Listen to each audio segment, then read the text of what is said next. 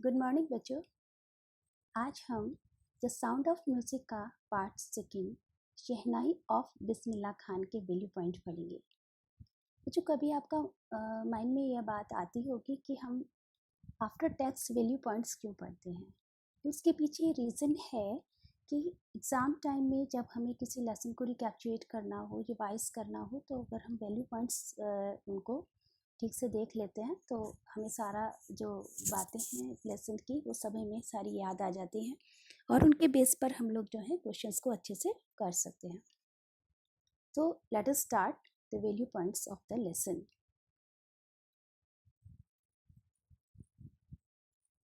Now this is a picture of Ustad Bismillah Khan. Value point 1, Emperor Aurangzeb had banned the playing of pungi in the royal palace because of its shrill and unpleasant sound. जो राजा औरंगजेब था उसने अपने महल में पुंगी के बजाने के ऊपर रोक लगा दी थी क्योंकि इसकी जो वॉइस थी वो बेहद श्रिल का मैंने मीनिंग आपको बताया था, शार्प वॉइस एंड अनप्लेजेंट, ये सुनने में बिल्कुल अच्छी नहीं लगती थी। A barber decided to reform the tonal quality of pungi and he improved it. एक बार्बर था राजकीय घराने के अंदर ही, तो उसने उसको पुंगी को, उसकी टोनल क्वालिटी को, जो साउंड ऑफ पुंगी है उसको इम्प्रूव करने का कोशिश किया और वो उसमें काफ़ी हद तक सफल भी रहा। As this improved instrument was first played in Shah's chambers by the Nai barber, so the instrument was named Shehnai. Traditionally, it was played at royal courts as one of the 9 instruments. Today, it is played at temples and at weddings. Bismillah Khan brought Shehnai on the classical stage by playing it at musical concert. ये improvement किया गया पुंगी में, और जो improved instrument था वो सबसे पहले शाह के दरबार में एक नाई के द्वारा यानी बार्बर के द्वारा जब प्ले किया गया तो इस इंस्ट्रूमेंट का नाम शहनाई रखा गया, यानी शाह के दरबार में नाई के द्वारा बजाया गया इंस्ट्रूमेंट शहनाई कहलाया। Traditionally it was played as royal court as one of the 9 instrument. तो हम जब ये टेक्स्ट पढ़ रहे थे तो उसमें एक नौबत शब्द आया था उर्दू का। नौबत means a group of 9 instruments. तो ये 9 इंस्ट्रूमेंट्स में से जो इम्पोर्टेंट 9 इंस्ट्रूमेंट्स थे जो राजा के दरबार में बजाए जाते थे उनमें से शहनाई भी एक इंस्ट्रूमेंट था। टुडे, अब आजकल के समय में ये टेम्पल्स में और वेडिंग के समय में प्ले किया जाता है। लेकिन इसकी जो खास बात ये रही बिस्मिल्लाह खान की ने क्या किया, इसमें बिस्मिल्लाह खान ने इसको क्लासिकल म्यूजिक में इसको यूज़ किया शहनाई को। पहले माना जाता था कि शहनाई के ऊपर जो रागास है, क्लासिकल रागास हैं, उनको नहीं प्ले किया जा सकता था। लेकिन बिस्मिल्लाह खान ने बहुत सारे एक्सपेरिमेंट्स किए, बहुत सारे इन्वेंशंस किए नए नए रागों के, और उन्होंने इसको शहनाई पर प्ले किया। तो ये उनका इनोवेशन था, ये उनका इन्वेंशन था कि Bismillah Khan brought shehnai on the classical stage by playing it at musical concert. Value point 3. Bismillah Khan in his childhood used to sing Bhojpuri Chaita in Bihariji temple and received a big laddu of 1.25 kg as a reward. जब बिस्मिल्लाह खान छोटे थे, normal बच्चों की तरह वो भी एक पुराने तालाब के किनारे गुल्ली डंडा खेला करते थे, और उस वक्त में बिहारी जी के टेम्पल में वो चैत गाने के लिए जाते थे। यहाँ पर उनको 1.25 kg का एक लड्डू, बहुत बड़ा लड्डू मिल जाता था वहाँ के लोकल महाराज के द्वारा as a reward. Bismillah Khan learned shehnai from his maternal uncle Ali Bakhsh. जब वो छोटे थे, 3 साल के थे, जब उनकी मदर उनको उनके मामा के घर लेकर गई थी, और तब से उन्होंने अपने मामा को, अली बख्श जी को, शहनाई प्ले करते हुए देखा था, और तभी से वो उससे बहुत ज़्यादा फैसिनेटेड हो गई। तो उनको अली बख्श जी ने शहनाई प्ले करना सिखाया जो बनारस में रहते थे। Bismillah Khan practised this instrument in temples and on the bank of river Ganga and got perfection. अब यहाँ पर क्या है, जब वो 3 साल के थे तभी से उनका अट्रैक्शन था इसकी तरफ, और जब उन्होंने अली बख्श यानी अपने मामा जी से जब इसको सीखा तो वो लगातार इसकी प्रैक्टिस करते थे। और कहाँ प्रैक्टिस करते थे? प्रैक्टिस करने के उनके 2 जगह थे। एक तो मंदिर, मंगला मैया का टेम्पल था, और एक और टेम्पल था, और एक गंगा जी का किनारा। तो वहाँ पर बैठकर वो बिल्कुल शांत मन से वहाँ पर बैठकर वो शहनाई की प्रैक्टिस करते थे और नए नए जो रागास थे उनको इन्वेंशन करते थे. Bismillah Khan got his first break when he was selected for All India Radio, Lucknow, as a shehnai player. Bismillah Khan ने जो पहला ब्रेक मिला वो था लखनऊ में जब ऑल इंडिया रेडियो की स्थापना हुई. तो वहाँ पर वो एक as a shehnai player select हुए. He performed in India and abroad. उन्होंने न केवल इंडिया में बल्कि बाहर विदेशों में भी अपनी परफॉर्मेंस दी. He had performed in America, Australia and Afghanistan. उन्होंने अमेरिका, ऑस्ट्रेलिया, अफगानिस्तान में भी अपनी परफॉर्मेंस दी. He was awarded several national awards like Padmashri, Padma Vibhushan and Bharat Ratna, the highest civilian award in 2000 में. उनको बहुत सारे अवार्ड मिले, पद्मश्री, पद्म विभूषण, और जो सबसे बड़ा अवार्ड है इंडिया का सिविलियन अवार्ड वो है 2001 में इनको भारत रत्न से नवाजा गया. Despite his huge success in the celluloid world, he did not accept the artificiality and glamour of the film world and left it. हालांकि इनको फिल्मी जगत में काफ़ी सफलता मिली. इन्होंने 2 मूवी में अपना म्यूजिक दिया और उनका जो एक मूवी थी गूंज उठी शहनाई, उसमें एक गाना था दिल का खिलौना हाई टूट गया, जो कि बहुत ही फेमस रहा अपने टाइम में, बहुत ही पॉपुलर हुआ. लेकिन इसके बावजूद भी उन्होंने फिल्मी जगत को एक्सेप्ट नहीं किया क्योंकि वहाँ की आर्टिफिशियलिटी और वहाँ का ग्लैमर उनको बिल्कुल पसंद नहीं आया. Bismillah Khan had a great regard for Indian music. Bismillah Khan Indian music को बहुत रिस्पेक्ट करते थे and considered Hindustani music to be its richest heritage.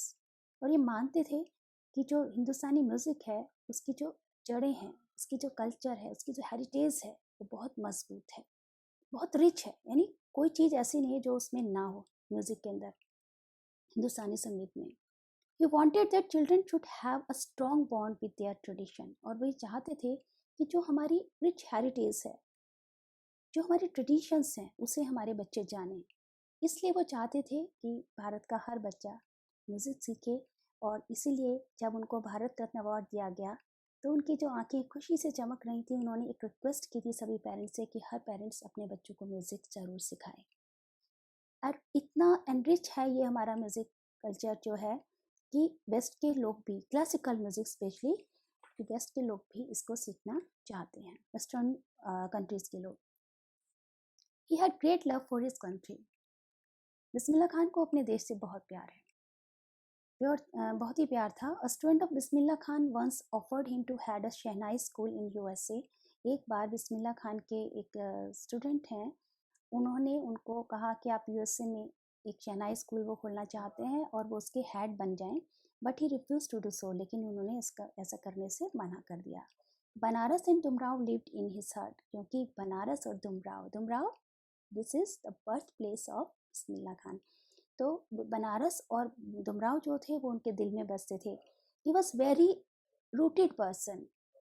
He was attached to his birth place Dumraon and river Ganga. उन्हें सबसे ज़्यादा प्यार था अपने बर्थ प्लेस डुमराव से और गंगा से. He did not have barriers of religion in his mind.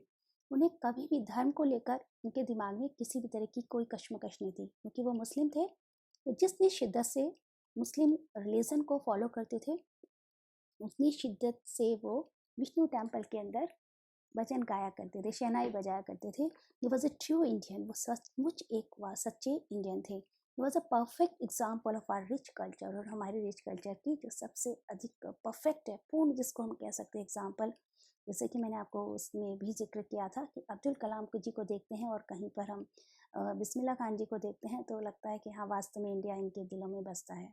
एक अच्छे इंडियन का अगर आप एग्जाम्पल देखना चाहते हैं, ट्रू इंडियन का एग्जाम्पल यदि आप देखना चाहते हैं तो आप इन दोनों को देख सकते हैं. तो बच्चों इस लेसन का मैसेज क्या है?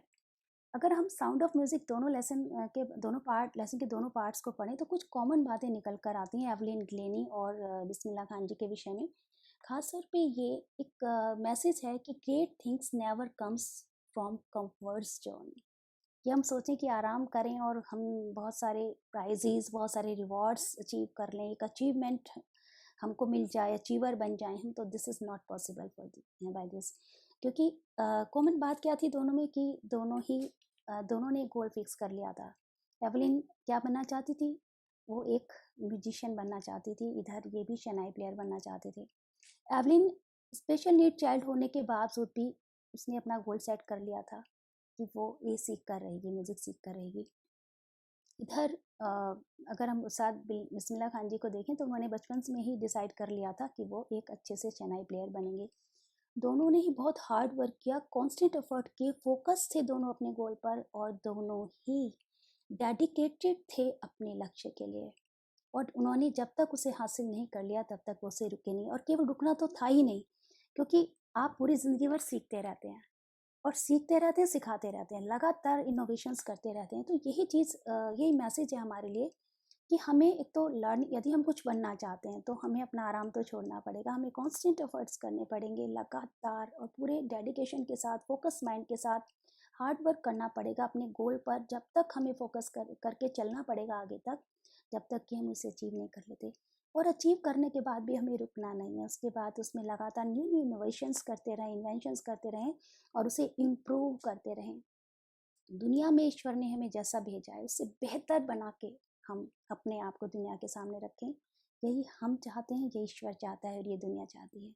इसी मैसेज के साथ ये लेसन हमारा ख़त्म होता है। अब हम क्वेश्चंस को डिस्कस करेंगे। जो हमारे क्वेश्चंस हैं, पहला क्वेश्चन बनता है, how is a shehnai different from a pungi. तो ये आपको अपने आप करना है। शहनाई की जो जो साउंड है वो बहुत प्लेजेंट है, जबकि पुंगी की साउंड जो है बिल्कुल भी प्लेजेंट नहीं थी, शिल वॉइस थी। दूसरा, उनका जो पाइप था शहनाई का, वो ब्रॉडर था एंड लॉन्गर था इन कंपैरिजन ऑफ पुंगी। थर्डली, शहनाई के अंदर 7 होल्स थे जो कि पुंगी में नहीं थे। तो इस तरह से आप 2 या 3 डिफरेंस बता के इन क्वेश्चन को कर सकते हैं। ये क्वेश्चंस लगभग आपको 30 to 40 वर्ड्स में लिखने होते हैं। दूसरा क्वेश्चन है, where was the shehnai played traditionally. तो कहाँ ट्रेडिशनली प्ले की जाती थी? In the royal court. और how did Bismillah Khan change this, कैसे उसको चेंज किया उन्होंने? She brought it on a classical stage, एक बहुत हायर स्टेज तक वो उसको लेकर गए। When and how did Bismillah Khan get his big break, कहाँ पर उनको सबसे बड़ा ब्रेक मिला?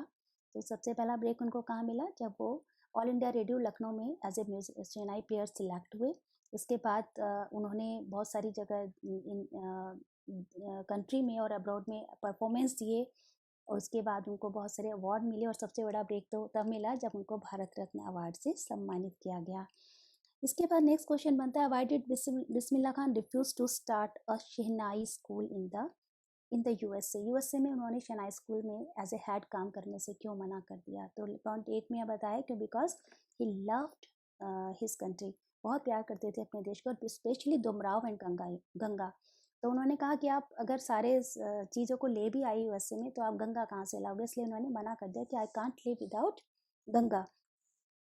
Why did Bismillah Khan want that the children of India should be taught music? क्यों वो चाहते थे कि भारत के लोग अपने बच्चों को म्यूज़िक जरूर, इंडियन म्यूज़िक जरूर सिखाएं? तो अब इसका आंसर आपको पॉइंट 7 में मिल जाएगा, क्योंकि वो चाहते थे कि बच्चे हमारी रिच कल्चर है, रिच हेरिटेज है, जो ट्रेडिशंस हैं उसको सीखे। कहीं ऐसा ना हो कि वो हमारे साथ ही ख़त्म हो जाए, वो जितनी भी जो हमारी जो ट्रेडिशंस हैं वो हमारे साथ ना ख़त्म हो जाएं, तो हमारे बच्चे भी इसको आगे तक लेके जाएं, इसलिए वो ये चाहते थे। नेक्स्ट क्वेश्चन है, find 2 instances which tell you that Bismillah Khan loved India and Banaras. कौन कौन सी बातें जिससे पता चलता है कि ये भारत को और बनारस को स्पेशली प्यार करते थे? तो ये तो पहला तो उसमें यही इसका इंस्टेंस दे सकते हैं कि जब उनको यूएसए में ऑफ़र मिला तो उन्होंने उसको मना कर दिया। दूसरा, वो इंडिया को प्यार करते थे क्योंकि वो कहते कि जब वो मुंबई में होते थे तो वो बनारस को याद करते थे, जब बनारस में होते थे तो वो डुमराव को याद करते थे। तो कुल मिला के एक बात जो आती है वो ये कि वो अपने कंट्री को बहुत प्यार करते थे। तो ये इंस्टेंसेस आप दे सकते हैं। और इसके अलावा एक जो लॉन्ग क्वेश्चन इसमें से बन सकता है, awards and recognition came thick and fast in the light of this statement describe Bismillah Khan. तो उसमें पॉइंट 5, 6, 7, 8 आप आंसर के रूप में दे सकते हैं। तो 100 to 120 वर्ड्स में आपको ये आंसर करना है। तो कुल मिला के ये लेसन हमारे यहाँ पर कंप्लीट हो जाता है। आई होप कि आपने इस लेसन को एंजॉय किया होगा। और मैं आपको एक मैसेज भी ये देना चाहूँगी कि आप अपने ज़िंदगी में म्यूज़िक को ज़रूर रखिए, चाहे आप उसे सुनकर चाहे तो खुद प्ले करके, चाहे तो गाकर, किसी भी फॉर्म में। संगीत हमारी सांसों से शुरू होता है और सांसों के रुकने के साथ ही ख़त्म होता है। यदि हमारी सांसें सही लय में, सही फॉर्म में काम कर रही हैं तो हम बहुत रिलैक्स होते हैं। जब धड़कनें बढ़ती हैं तो आप देखते हैं हमारे जी में हमारा पूरा दिमाग भी गड़बड़ा जाता है। तो उसे कंट्रोल करने के लिए, उसको शांत रखने के लिए म्यूज़िक बेस्ट चीज़ है। तो आप सभी को इसी उम्मीद के साथ कि आप म्यूज़िक को अपनी लाइफ में ज़रूर लाएंगे, मैं अपने इस लेसन को एंड करती हूँ। Thank you, have a nice day, stay home, stay safe.